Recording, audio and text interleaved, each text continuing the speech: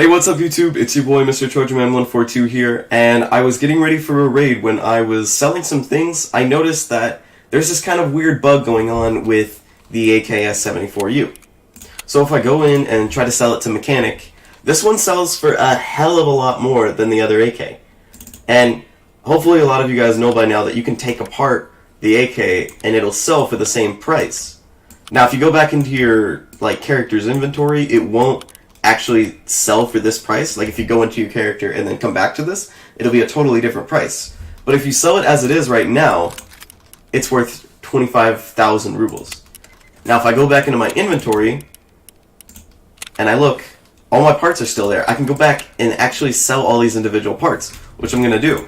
If you sell all these parts, you can make an additional 7,000 rubles, which isn't that impressive.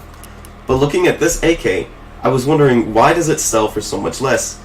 And then I realized it's this B11 handguard mount. So the B11 handguard actually sells for 12,000 rubles by itself with, this thing on it. Now, I can take this off and put that on, but it doesn't actually change the price. I have to go all the way back to my inventory and then come back and go to Mechanic, and it'll change the price. And from here, I can go and I can take off all the parts.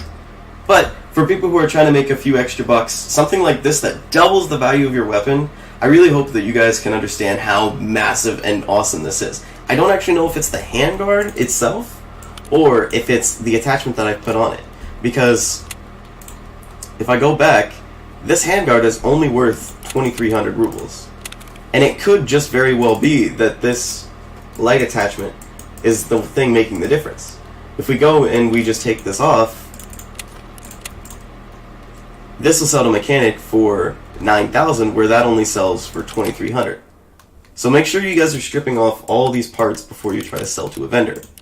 Now, if we go and we maybe take one or two of these, maybe even three, I think there's only 2 slots that you can put in it.